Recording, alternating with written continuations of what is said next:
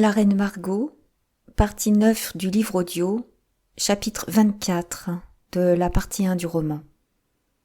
La rue Tison et la rue Cloche-Percée. La Mole sortit du Louvre tout courant et se mit à fureter dans Paris pour découvrir le pauvre Coconas. Son premier soin fut de se rendre à la rue de l'Arbre Sec et d'entrer chez maître la Hurière, car la Mole se rappelait avoir souvent cité au Piémontais certaines devises latines qui tendaient à prouver que l'amour, Bacchus et Cérès, sont des dieux de première nécessité, et il avait l'espoir que Coconas, pour suivre l'aphorisme romain, se serait installé à la Belle Étoile, après une nuit qui devait avoir été pour son ami non moins occupée qu'elle ne l'avait été pour lui. La Mole ne trouva rien chez la Hurière, que le souvenir de l'obligation prise et un déjeuner offert d'assez bonne grâce que notre gentilhomme accepta avec grand appétit, malgré son inquiétude. L'estomac tranquillisé à défaut de l'esprit, la Mole se remit en course, remontant la Seine, comme ce mari qui cherchait sa femme noyée.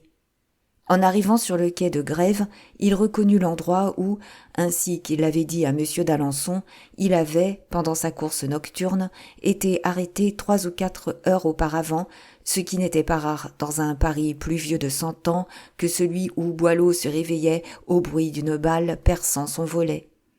Un petit morceau de la plume de son chapeau était resté sur le champ de bataille. Le sentiment de possession est inné chez l'homme. La Mole avait 10 plumes plus belles les unes que les autres. Il ne s'arrêta pas moins à ramasser celle-là, ou plutôt le seul fragment qui en eût survécu. Et le considérait d'un air piteux lorsque des pas alourdis retentirent, s'approchant de lui, et que des voix brutales lui ordonnèrent de se ranger. La Mole releva la tête et aperçut une litière précédée de 2 pages et accompagnée d'un écuyer. La Mole crut reconnaître la litière et se rangea vivement. Le jeune gentilhomme ne s'était pas trompé. « Monsieur de la Mole, dit une voix pleine de douceur qui sortait de la litière, tandis qu'une main blanche et douce comme le satin écartait les rideaux. « Oui, madame, moi-même, répondit la Mole en s'inclinant. « Monsieur de la Mole, une plume à la main, continua la dame à la litière. Êtes-vous donc amoureux, mon cher monsieur, et retrouvez-vous des traces perdues ? » « Oui, madame, répondit la Mole, je suis amoureux, et très fort. Mais pour le moment, ce sont mes propres traces que je retrouve, quoique ce ne soit pas elles que je cherche. Mais votre majesté me permettra-t-elle de lui demander des nouvelles de sa santé ? Excellente, monsieur. Je ne me suis jamais mieux portée, ce me semble.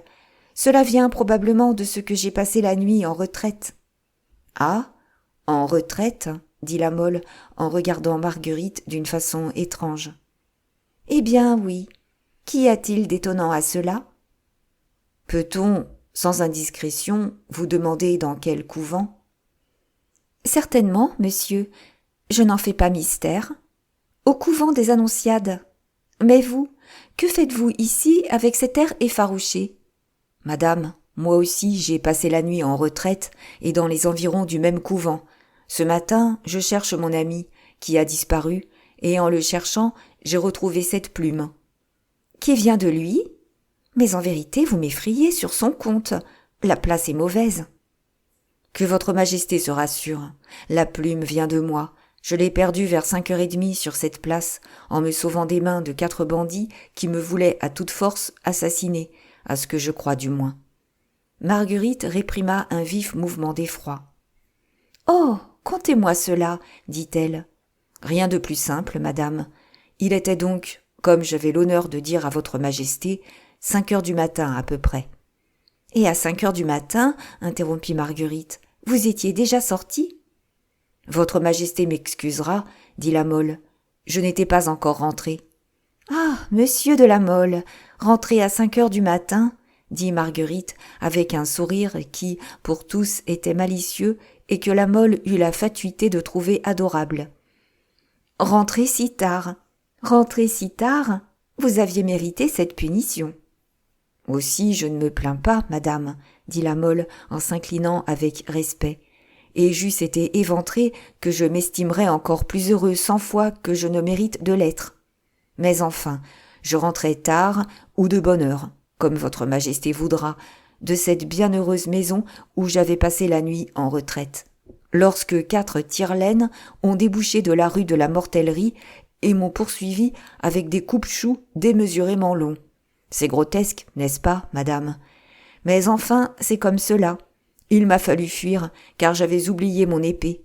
« Oh, je comprends, » dit Marguerite, avec un air d'admirable naïveté. « Et vous retournez chercher votre épée ?» La Mole regarda Marguerite comme si un doute se glissait dans son esprit.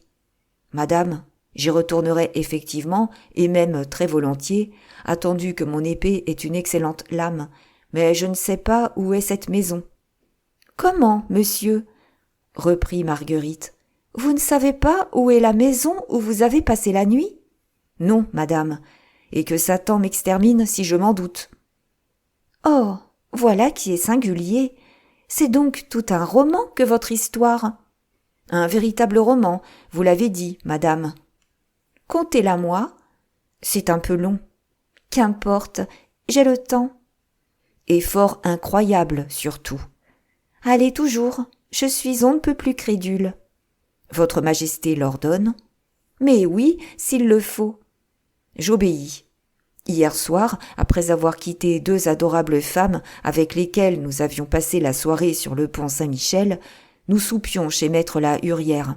« D'abord, » demanda Marguerite avec un naturel parfait, « qu'est-ce que maître la Hurière ?»« Maître la Hurière, madame, » dit la Mole en regardant une seconde fois Marguerite avec cet air de doute qu'on avait déjà pu remarquer une première fois chez lui.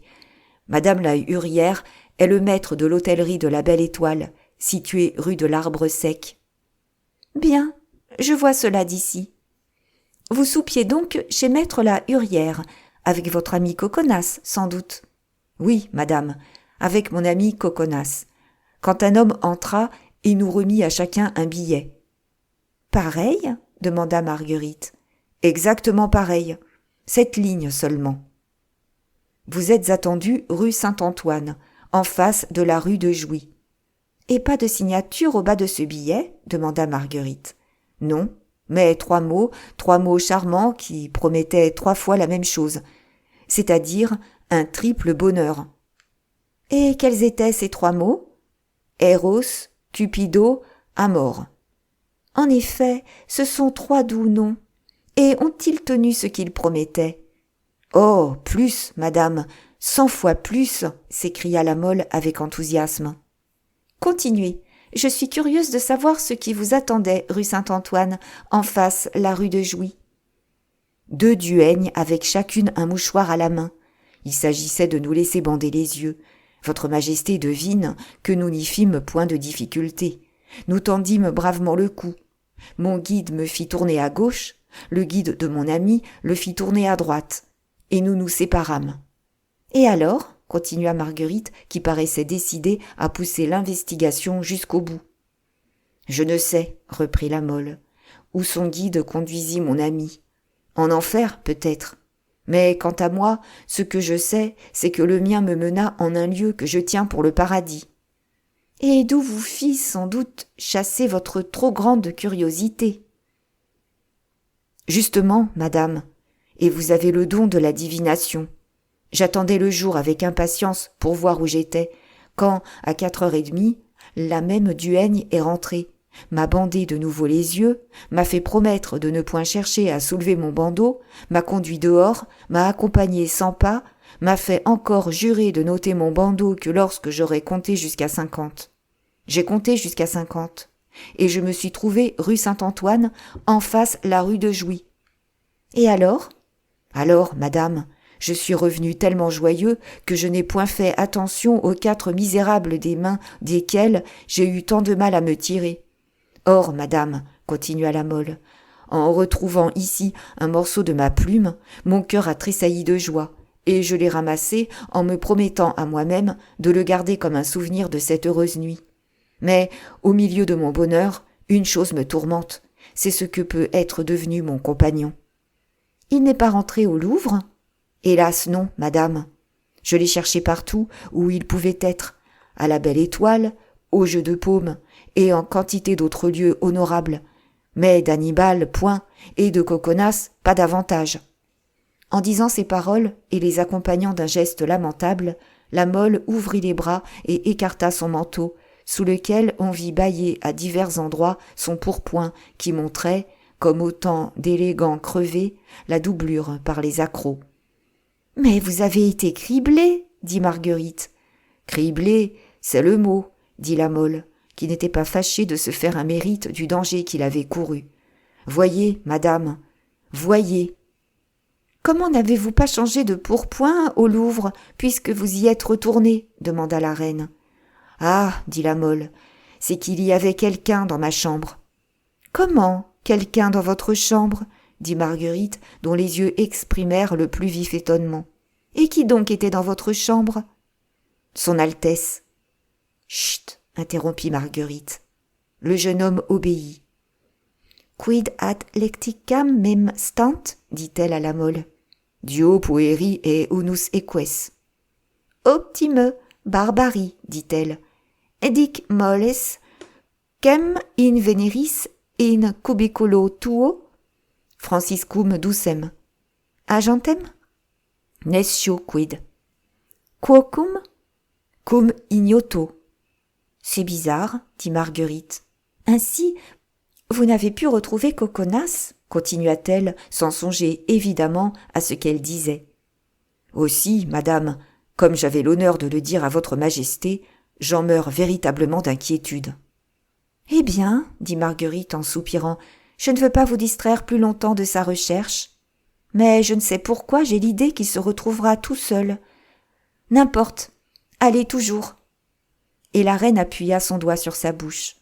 Or, comme la belle Marguerite n'avait confié aucun secret, n'avait fait aucun aveu à la Mole, le jeune homme comprit que ce geste charmant, ne pouvant avoir pour but de lui recommander le silence, devait avoir une autre signification. Le cortège se remit en marche, et la Mole, dans le but de poursuivre son investigation, continua de remonter le quai jusqu'à la rue du Long-Pont, qui le conduisit dans la rue Saint-Antoine. En face la rue de Jouy, il s'arrêta. C'était là que, la veille, les deux duègnes leur avaient bandé les yeux, à lui et à Coconas. Il avait tourné à gauche, puis il avait compté 20 pas. Il recommença le manège et se trouva en face d'une maison, ou plutôt d'un mur derrière lequel s'élevait une maison. Au milieu de ce mur était une porte à auvent garnie de clous larges et de meurtrières. La maison était située rue Cloche-Percée, petite rue étroite qui commence à la rue Saint-Antoine et aboutit à la rue du Roi de Sicile. « Par là sang bleu, dit la Mole, c'est bien là, j'en jurerais. En étendant la main, comme je sortais, j'ai senti les clous de la porte, puis j'ai descendu 2 degrés.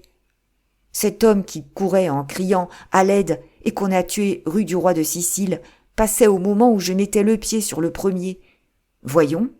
La Mole alla à la porte et frappa.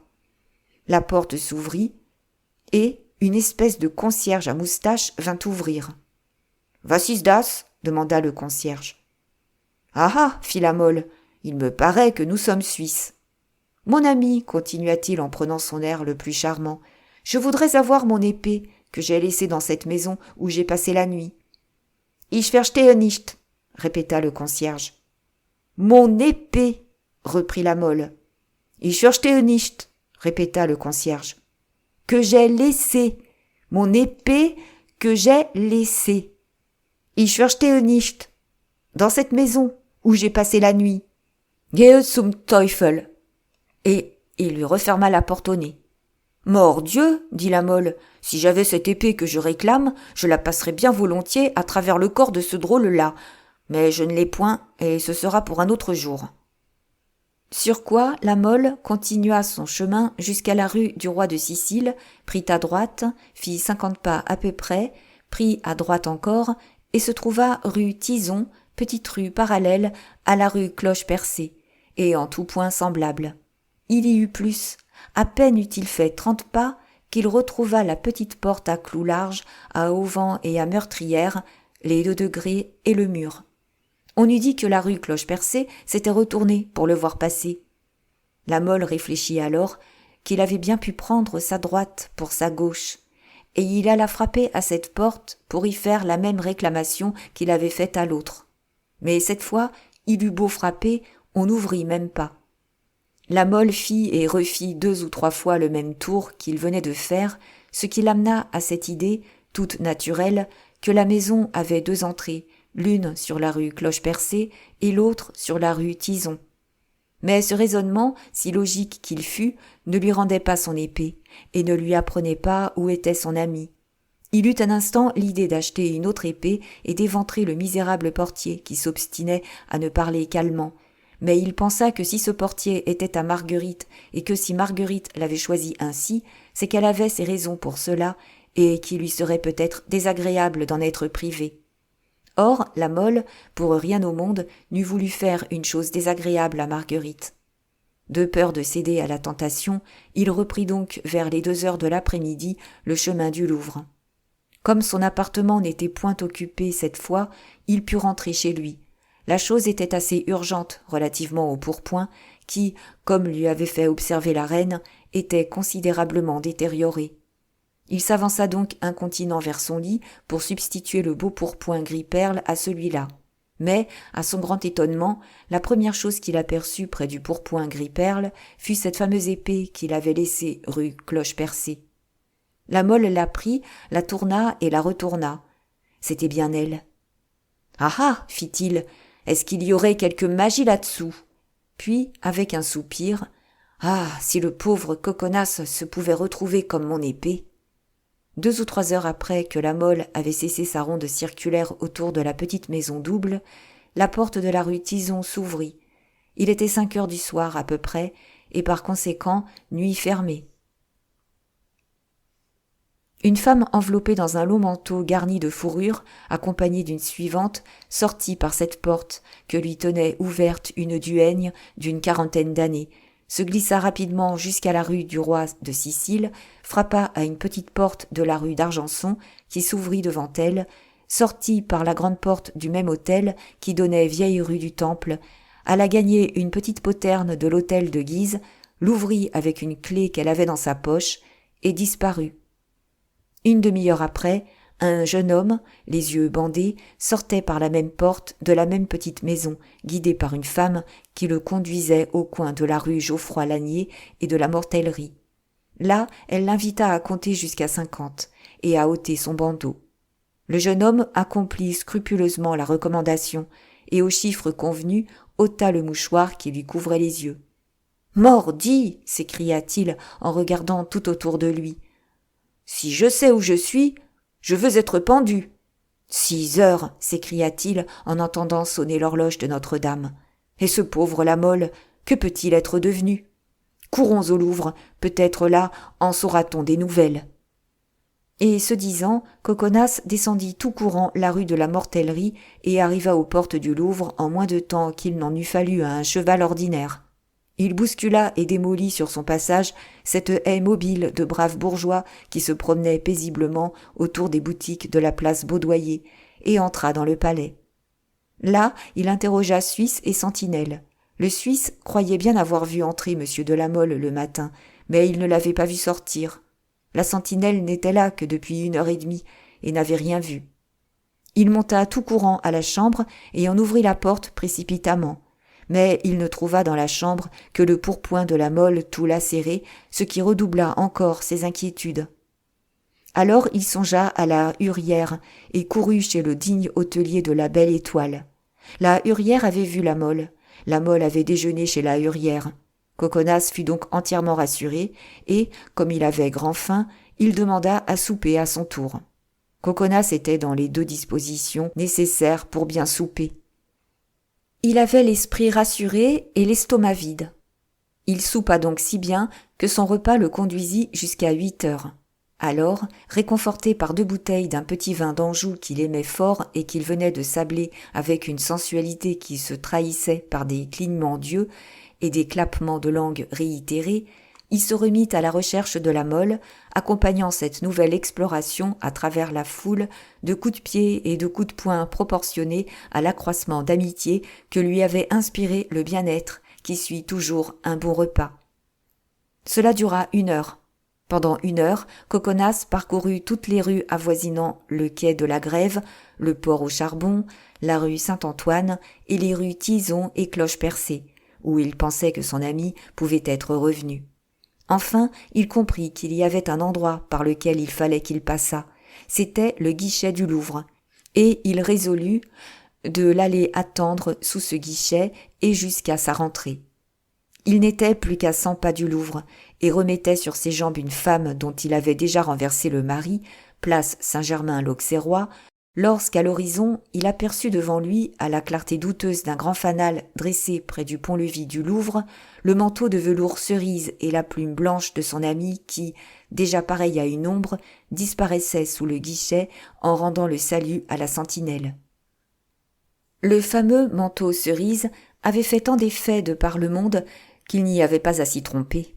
« Hé, mordi !» s'écria Coconas. « C'est bien lui, cette fois, et le voilà qui rentre. »« Hé, la molle, notre ami !»« Peste, j'ai pourtant une bonne voix. Comment se fait-il donc qu'il ne m'ait pas entendu ?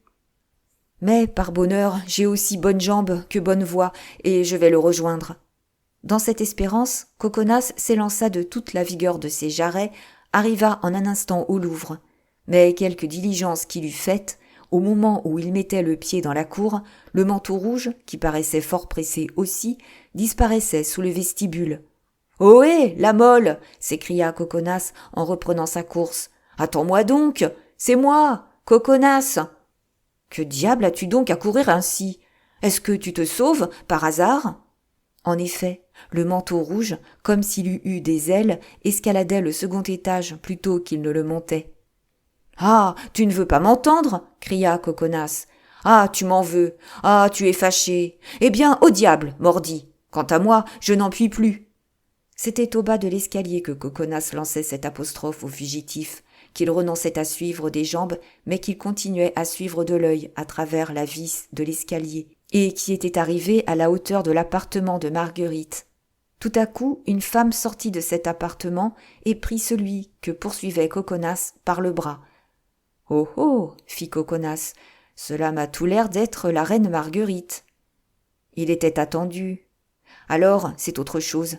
Je comprends qu'il ne m'ait pas répondu. Et il se coucha sur la rampe, plongeant son regard par l'ouverture de l'escalier. Alors, après quelques paroles à voix basse, il vit le manteau cerise suivre la reine chez elle. « Bon, dit Coconas, c'est cela, je ne me trompais point. Il y a des moments où la présence de notre meilleur ami nous est importune, et ce cher Lamolle est dans un de ces moments-là. » Et Coconas, montant doucement les escaliers, s'assit sur un banc de velours qui garnissait le palier même, en se disant « Soit, au lieu de le rejoindre, j'attendrai. Oui, mais, ajouta-t-il, j'y pense, il est chez la reine de Navarre, de sorte que je pourrai bien attendre longtemps. Il fait froid, mordi. Allons, j'attendrai aussi bien dans ma chambre. Il faudra toujours bien qu'il y rentre, quand le diable y serait. » Il achevait à peine à ces paroles et commençait à mettre à exécution la résolution qui en était le résultat, lorsqu'un pas allègre et léger retentit au-dessus de sa tête, accompagné d'une petite chanson si familière à son ami que Coconas tendit aussitôt le cou vers le côté d'où venait le bruit du pas et de la chanson. C'était la Molle qui descendait de l'étage supérieur, celui où était située sa chambre, et qui, apercevant Coconas, se mit à sauter 4 à 4 les escaliers qui le séparaient encore de lui, et, cette opération terminée, se jeta dans ses bras.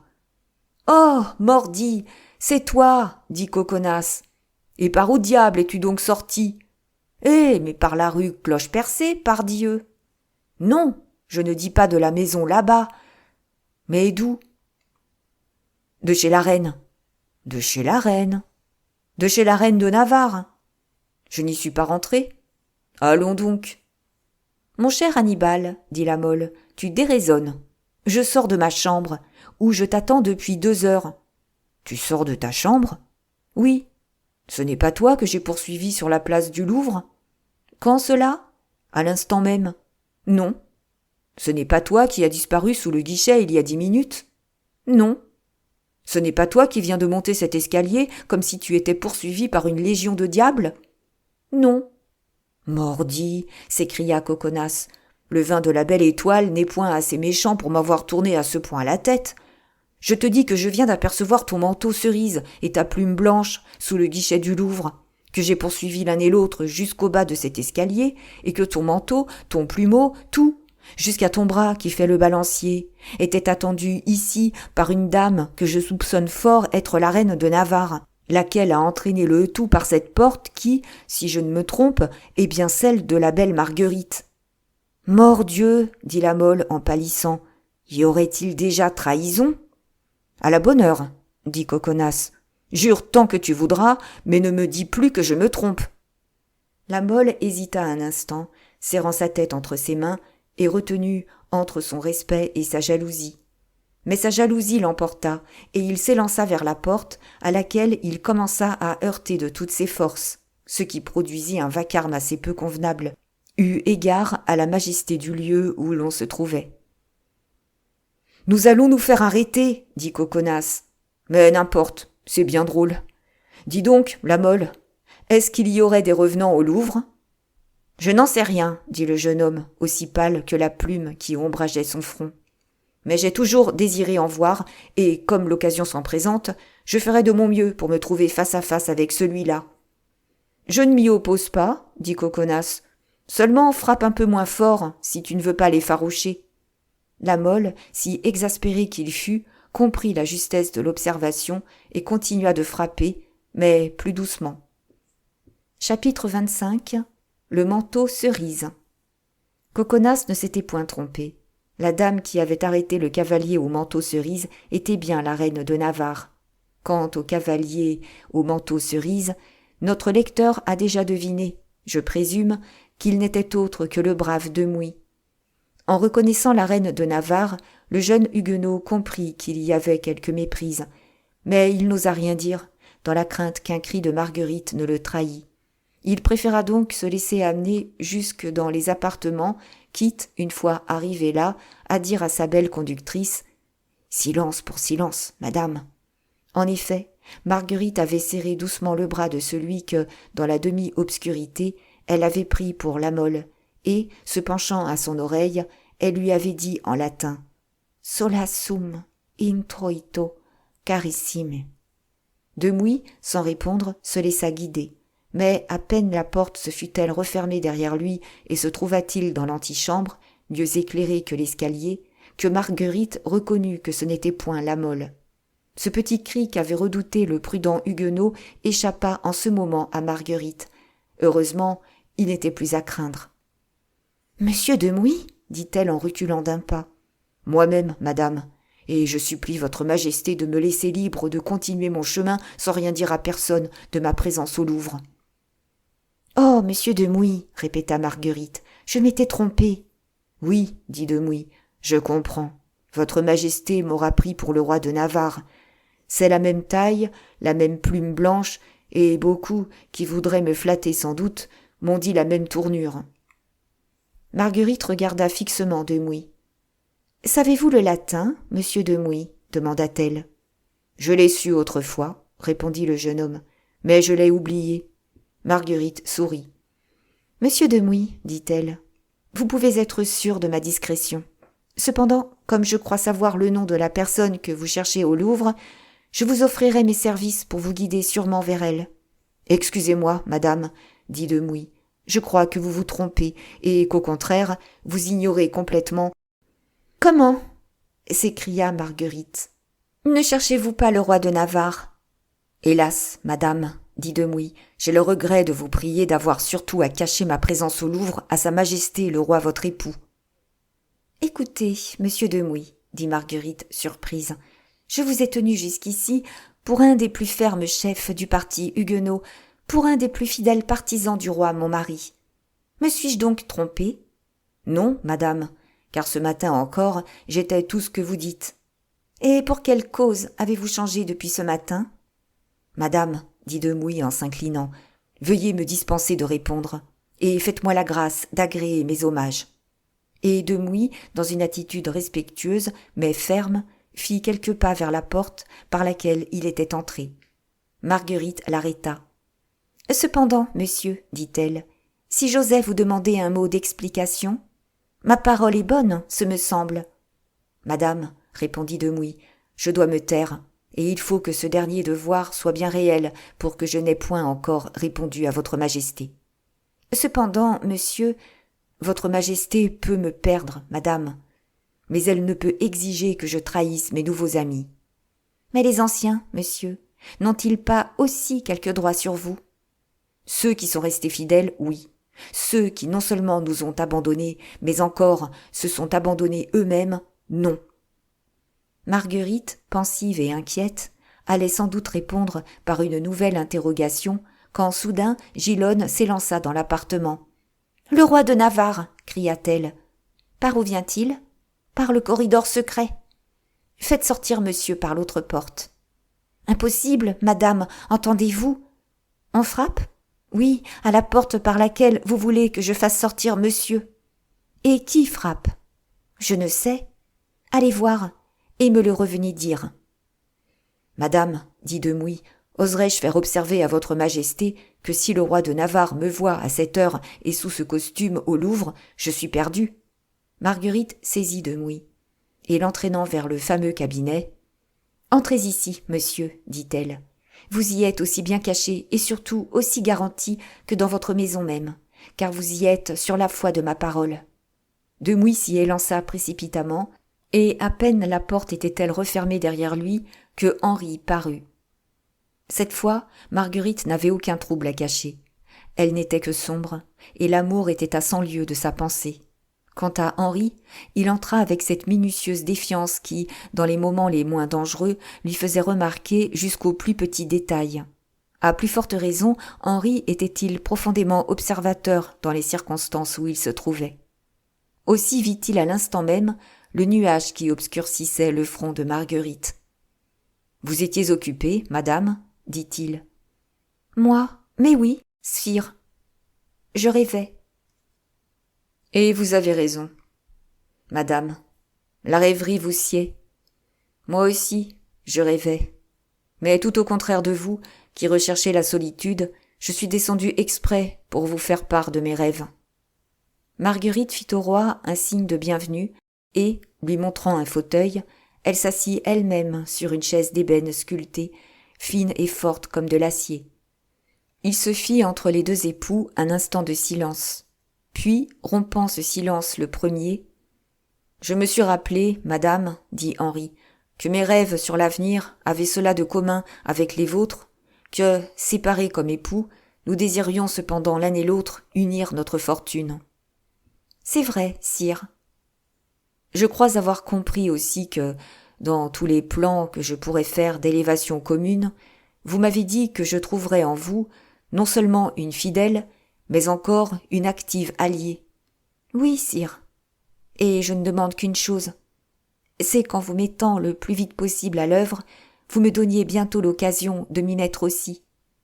Je suis heureux de vous trouver dans ces dispositions, madame, et je crois que vous n'avez pas douté un instant que je perdisse de vue le plan dont j'ai résolu l'exécution, le jour même où, grâce à votre courageuse intervention, j'ai été à peu près sûr d'avoir la vie sauve. Monsieur, je crois qu'en vous l'insouciance n'est qu'un masque, et j'ai foi non seulement dans les prédictions des astrologues, mais encore dans votre génie. Que diriez-vous donc, madame, si quelqu'un venait se jeter à la traverse de nos plans et nous menaçait de nous réduire, vous et moi, à un état médiocre? Je dirais que je suis prête à lutter avec vous, soit dans l'ombre, soit ouvertement, contre ce quelqu'un, quel qu'il fût. Madame, continua Henri, il vous est possible d'entrer à toute heure, n'est-ce pas, chez monsieur d'Alençon, votre frère. Vous avez sa confiance et il vous porte une vive amitié. Oserais-je vous prier de vous informer si, dans ce moment même, il n'est pas en conférence secrète avec quelqu'un? Marguerite tressaillit. « Avec qui, monsieur ?» demanda-t-elle. « Avec Demouy. »« Pourquoi cela ?» demanda Marguerite en réprimant son émotion. « Parce que s'il en est ainsi, madame, adieu tous nos projets, tous les miens du moins. »« Sire, parlez bas !» dit Marguerite en faisant à la fois un signe des yeux et des lèvres, et en désignant du doigt le cabinet. « Oh oh !» dit Henri, « encore quelqu'un ?» En vérité, ce cabinet est si souvent habité qu'il rend votre chambre inhabitable. Marguerite sourit. Au moins, est-ce toujours monsieur de la Mole demanda Henri. Non, sire, c'est monsieur Demouy. Lui s'écria Henri avec une surprise mêlée de joie. Il n'est donc pas chez le duc d'Alençon, alors. Oh, faites-le venir, que je lui parle. Marguerite courut au cabinet, l'ouvrit, et prenant Demouy par la main, l'amena sans préambule devant le roi de Navarre. Ah, madame, dit le jeune huguenot avec un accent de reproche plus triste qu'amer, vous me trahissez malgré votre promesse. C'est mal.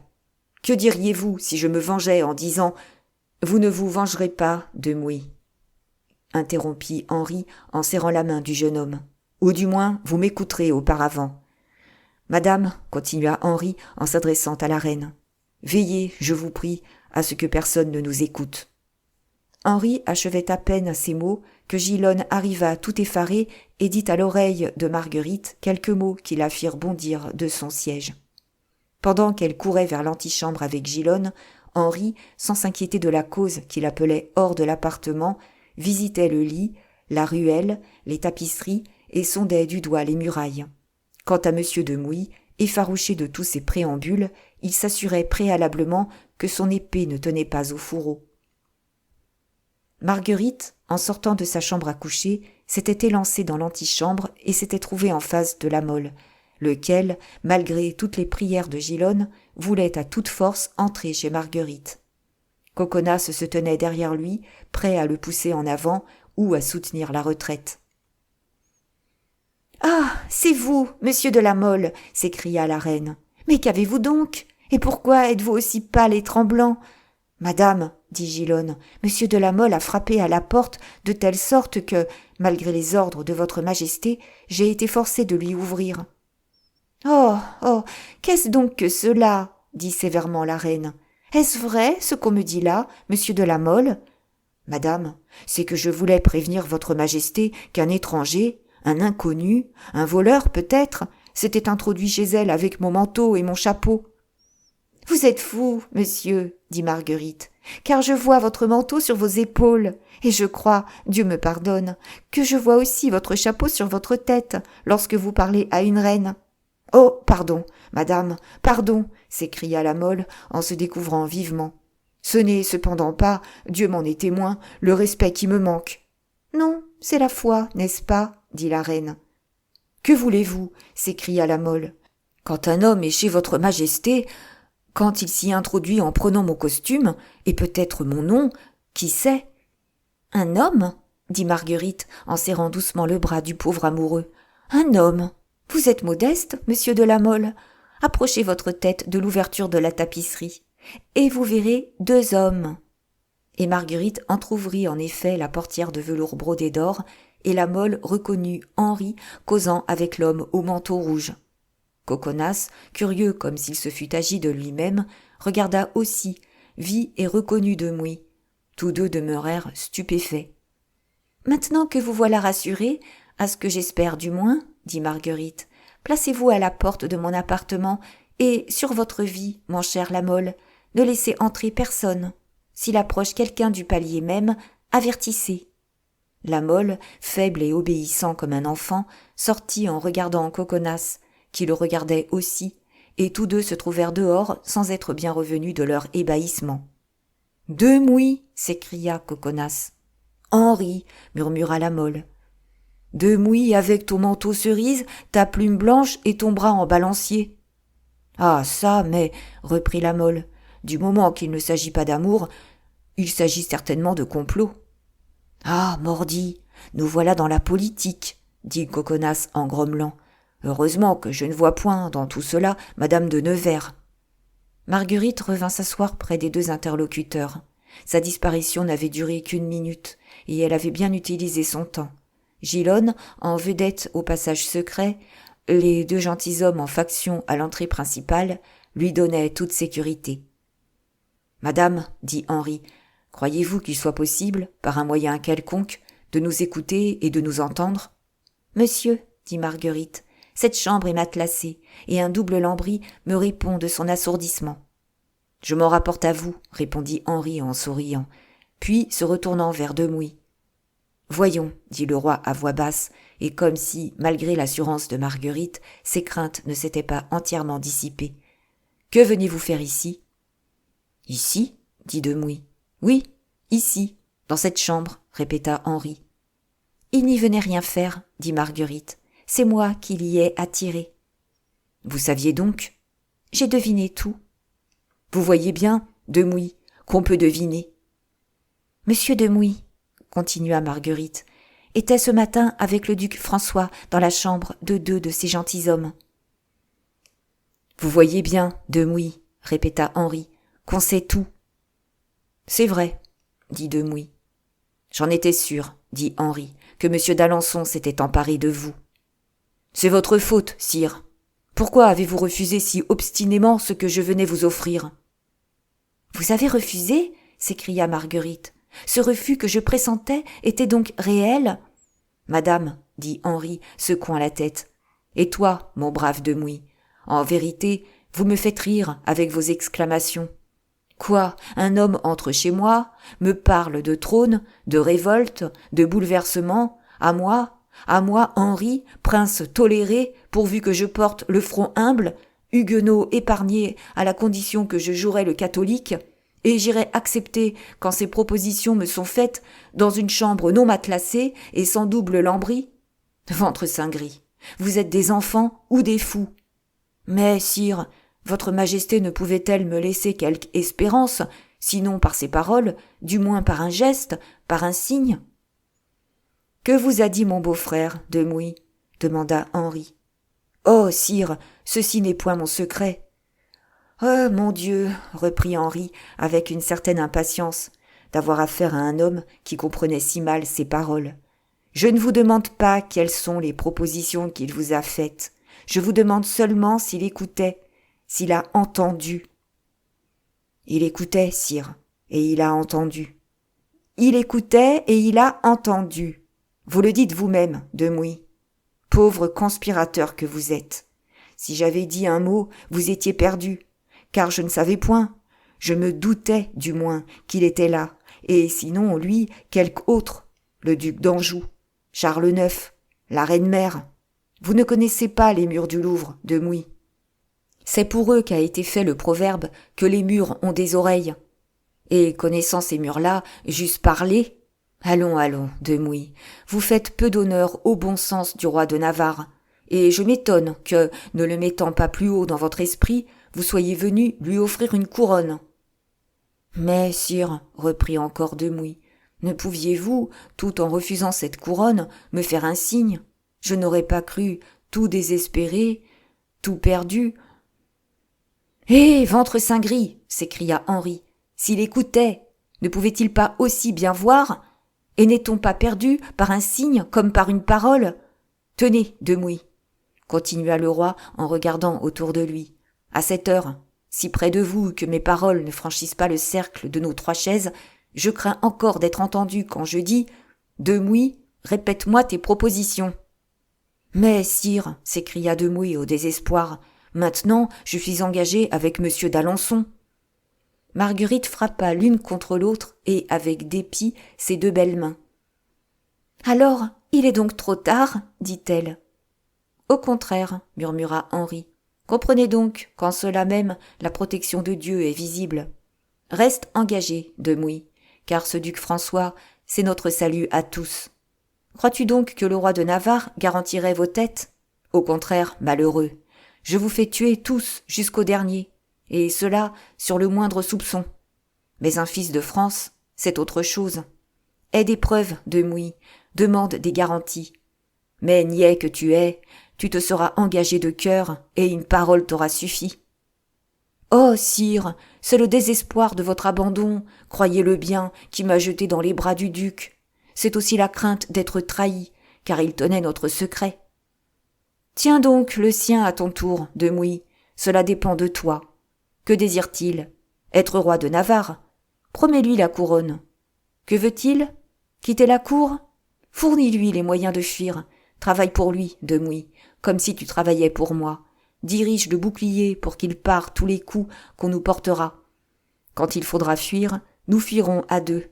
Quand il faudra combattre et régner, je régnerai seul. » « Défiez-vous du duc, dit Marguerite. C'est un esprit sombre et pénétrant, sans haine comme sans amitié, toujours prêt à traiter ses amis en ennemis et ses ennemis en amis. »« Et, dit Henri, il vous attend, Demouy ? » ?»« Oui, sire. »« Où cela ? » ?»« Dans la chambre de ces deux gentilshommes. »« À quelle heure ? » ?»« Jusqu'à minuit. »« Pas encore 11 heures, dit Henri.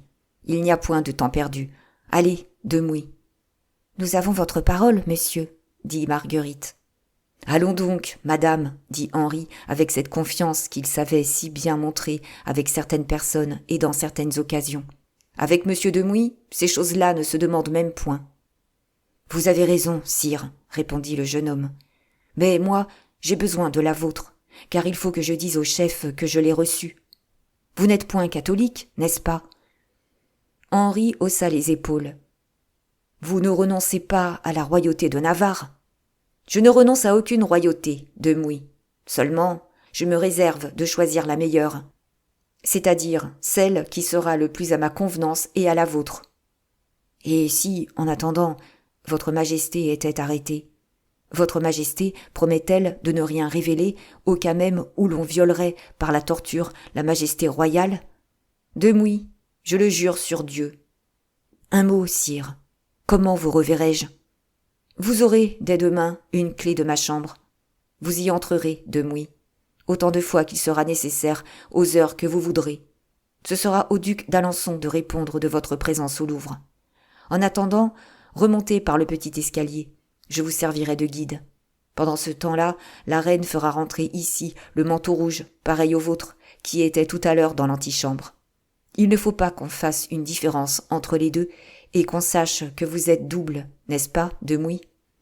N'est-ce pas, madame ? Henri prononça ces derniers mots en riant et en regardant Marguerite. « Oui, dit-elle sans s'émouvoir, car enfin, ce monsieur de la Mole est au duc, mon frère. »« Eh bien, tâchez de nous le gagner, madame, dit Henri avec un sérieux parfait.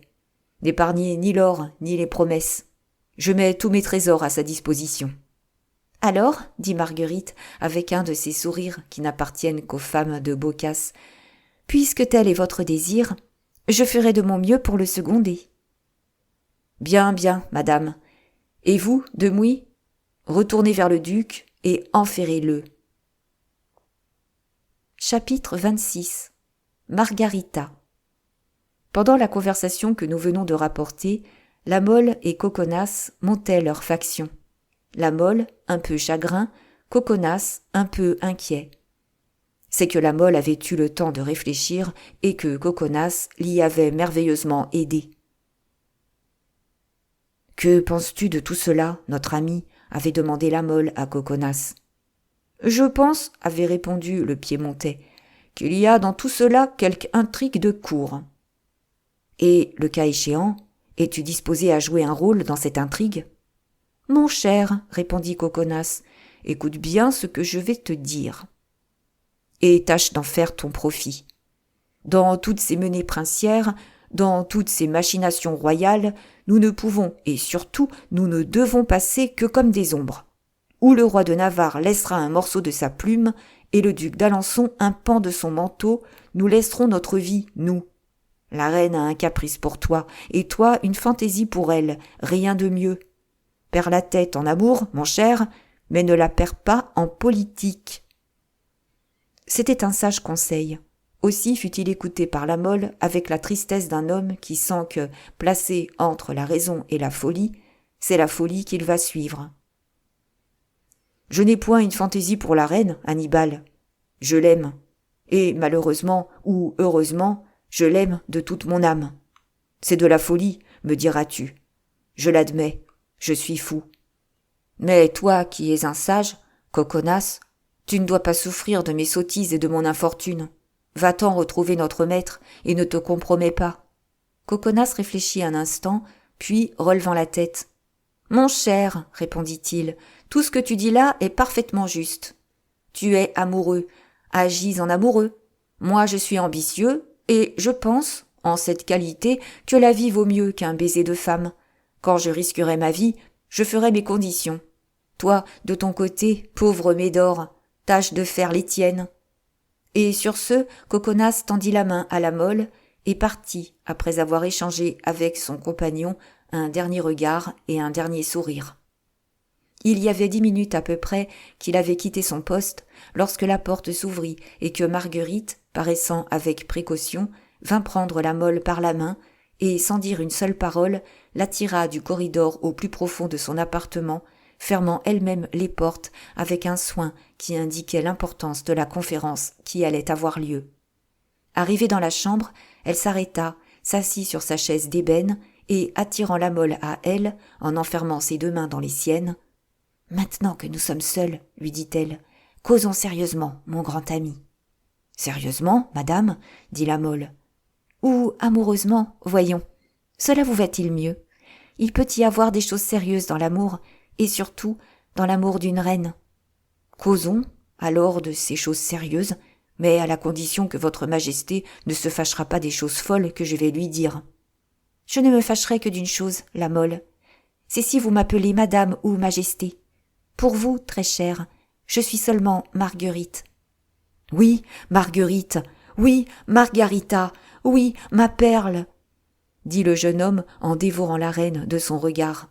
« Bien comme cela, » dit Marguerite. « Ainsi vous êtes jaloux, mon beau gentilhomme ? » ?»« Oh, à en perdre la raison. »« Encore ?»« À en devenir fou, Marguerite. »« Et jaloux de qui, voyons ? » ?»« De tout le monde. »« Mais enfin ?» ?»« Du roi, d'abord. »« Je croyais qu'après ce que vous aviez vu et entendu, vous pouviez être tranquille de ce côté-là. »« De ce monsieur Demouy, que j'ai vu ce matin pour la première fois, et que je trouve ce soir si avant dans votre intimité. »« De monsieur Demouy ? » ?»« Oui. »« Et qui vous donne ces soupçons sur monsieur Demouy ? » ?»« Écoutez, je l'ai reconnu à sa taille, à la couleur de ses cheveux, à un sentiment naturel de haine.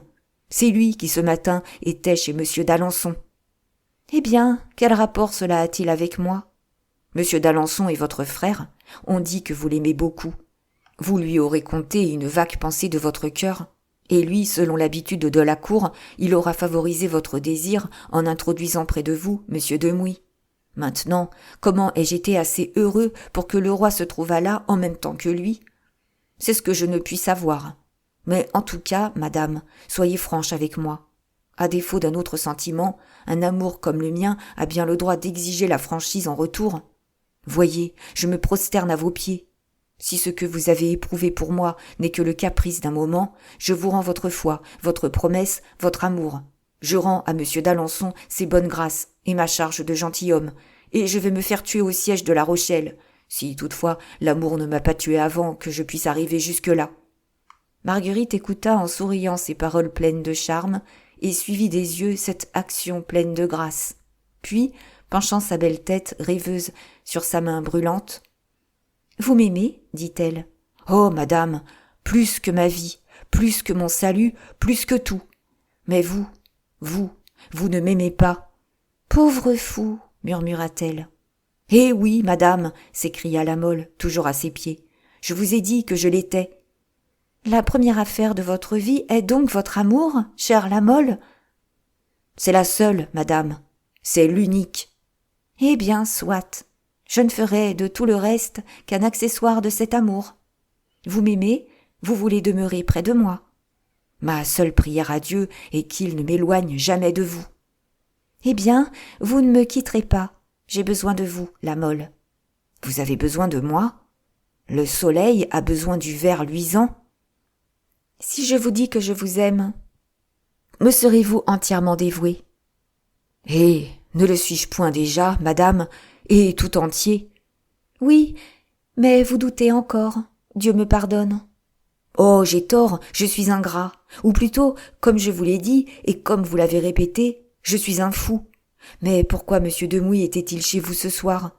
Pourquoi l'ai-je vu ce matin chez monsieur le duc d'Alençon ? Pourquoi ce manteau cerise ? Cette plume blanche ?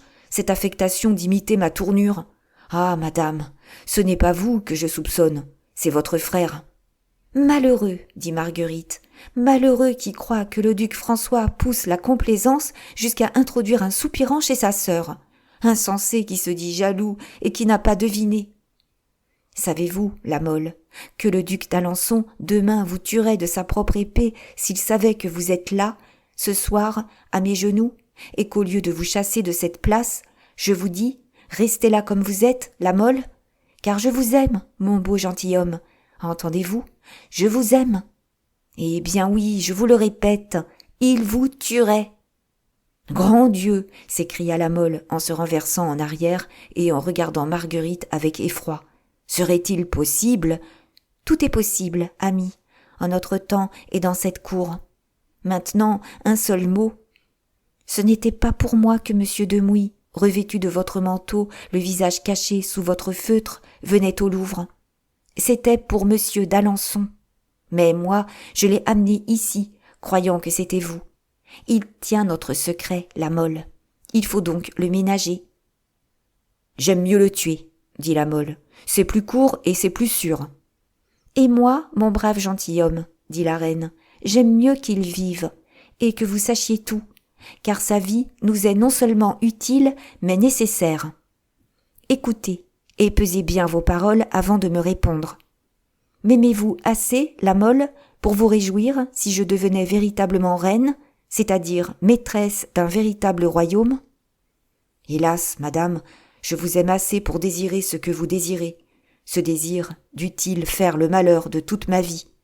Eh bien, voulez-vous m'aider à réaliser ce désir, qui vous rendra plus heureux encore? Oh! Je vous perdrai, madame, s'écria la Mole en cachant sa tête dans ses mains. Non pas, au contraire. Au lieu d'être le premier de mes serviteurs, vous deviendrez le premier de mes sujets. Voilà tout. Oh, pas d'intérêt, pas d'ambition, madame. Ne souillez pas vous-même le sentiment que j'ai pour vous. Du dévouement, rien que du dévouement. Noble nature, dit Marguerite. Eh bien oui, je l'accepte, ton dévouement, et je saurai le reconnaître. Et elle lui tendit ses deux mains que la Mole couvrit de baisers. Eh bien, dit-elle. Eh bien oui, répondit la Mole. Oui, Marguerite, je commence à comprendre ce vague projet dont on parlait déjà chez nous autres, huguenots, avant la Saint-Barthélemy. Ce projet pour l'exécution duquel, comme tant d'autres plus dignes que moi, j'avais été mandé à Paris. Cette royauté réelle de Navarre, qui devait remplacer une royauté fictive, vous la convoitez. Le roi Henri vous y pousse. Demouy conspire avec vous, n'est-ce pas? Mais le duc d'Alençon, que fait-il dans toute cette affaire? Où y a-t-il un trône pour lui dans tout cela? Je n'en vois point. Or, le duc d'Alençon est-il assez votre ami pour vous aider dans tout cela et sans rien exiger en échange du danger qu'il court? Le duc, ami, conspire pour son compte. Laissons-le s'égarer. Sa vie nous répond de la nôtre. Mais moi qui suis à lui, puis-je le trahir? Le trahir? Et en quoi le trahirez-vous? Que vous a-t-il confié? N'est-ce pas lui qui vous a trahi en donnant à Demouy votre manteau et votre chapeau comme un moyen de pénétrer jusqu'à lui? Vous êtes à lui, dites-vous. N'étiez-vous pas à moi, mon gentilhomme, avant d'être à lui? Vous a-t-il donné une plus grande preuve d'amitié que la preuve d'amour que vous tenez de moi? La Mole se releva pâle et comme foudroyée. Oh, murmura-t-il, Coconas me le disait bien, l'intrigue m'enveloppe dans ses replis, elle m'étouffera. Eh bien, demanda Marguerite. Eh bien, dit la Mole, voici ma réponse. On prétend, et je l'ai entendu dire à l'autre extrémité de la France, où votre nom si illustre, votre réputation de beauté si universelle m'était venue, comme un vague désir de l'inconnu effleurer le cœur, on prétend que vous avez aimé quelquefois, et que votre amour a toujours été fatal aux objets de votre amour, si bien que la mort, jalouse sans doute, vous a presque toujours enlevé vos amants. La Mole. Ne m'interrompez pas, ô ma Margarita chérie, car on ajoute aussi que vous conservez dans des boîtes d'or les cœurs de ces fidèles amis, et que parfois vous donnez à ces tristes restes un souvenir mélancolique, un regard pieux. Vous soupirez, ma reine, vos yeux se voilent. C'est vrai. Eh bien, faites de moi le plus aimé et le plus heureux de vos favoris. Des autres vous avez percé le cœur, et vous gardez ce cœur. De moi, vous faites plus, vous exposez ma tête. Eh bien, Marguerite, Jurez-moi, devant l'image de ce Dieu qui m'a sauvé la vie ici même, jurez-moi que si je meurs pour vous, comme un sombre pressentiment me l'annonce, jurez-moi que vous garderez, pour y appuyer quelquefois vos lèvres, cette tête que le bourreau aura séparée de mon corps. Jurez, Marguerite, et la promesse d'une telle récompense, faite par ma reine, me rendra muet, traître et lâche au besoin, c'est-à-dire tout dévoué, comme doit l'être votre amant et votre complice. « Oh, lugubre folie, ma chère âme, dit Marguerite. Oh, fatale pensée, mon doux amour. Jurez. Que je jure? Oui, sur ce coffret d'argent que surmonte une croix. Jurez. Eh bien, dit Marguerite, si, ce qu'à Dieu ne plaise, tes sombres pressentiments se réalisaient, mon beau gentilhomme, sur cette croix, je te le jure, tu seras près de moi, vivant ou mort, tant que je vivrai moi-même. Et si je ne puis te sauver dans le péril où tu te jettes pour moi seul, je le sais, je donnerai du moins à ta pauvre âme la consolation que tu demandes et que tu auras si bien méritée. Un mot encore, Marguerite. Je puis mourir maintenant, me voilà rassurée sur ma mort. Mais aussi, je puis vivre. Nous pouvons réussir. Le roi de Navarre peut être roi, vous pouvez être reine. Alors, le roi vous emmènera. Ce vœu de séparation fait entre vous se rompra un jour et amènera la nôtre. Allons, Marguerite, chère Marguerite bien-aimée, d'un mot, vous m'avez rassurée sur ma mort. D'un mot maintenant, rassurez-moi sur ma vie. « Oh, ne crains rien, je suis à toi, corps et âme !» s'écria Marguerite en étendant de nouveau la main sur la croix du petit coffre. « Si je pars, tu me suivras, et si le roi refuse de t'emmener, c'est moi alors qui ne partirai pas. »« Mais vous n'oserez résister ?»« Mon Hyacinthe bien-aimé, » dit Marguerite, « tu ne connais pas Henri. Henri ne songe en ce moment qu'à une chose, c'est à être roi. Et à ce désir, il sacrifierait en ce moment tout ce qu'il possède, et à plus forte raison, ce qu'il ne possède pas. Adieu. »« Madame, dit en souriant la Mole, vous me renvoyez ?»« Il est tard, dit Marguerite. »« Sans doute. Mais où voulez-vous que j'aille ? Monsieur de Mouy est dans ma chambre avec monsieur le duc d'Alençon. »« Ah, c'est juste, dit Marguerite, avec un admirable sourire. D'ailleurs, j'ai encore beaucoup de choses à vous dire à propos de cette conspiration. » À dater de cette nuit, la Mole ne fut plus un favori vulgaire, et il put porter haut la tête à laquelle, vivante ou morte, était réservé un si doux avenir. Cependant, parfois, son front pesant s'inclinait vers la terre, sa joue pâlissait, et l'austère méditation creusait son sillon entre les sourcils du jeune homme, si gai autrefois, si heureux maintenant. Merci d'avoir écouté. Si vous avez aimé, n'oubliez pas de mettre un pouce, un commentaire ou partager. Si vous le souhaitez, vous pouvez aussi me soutenir sur Tipeee. À bientôt pour une nouvelle écoute.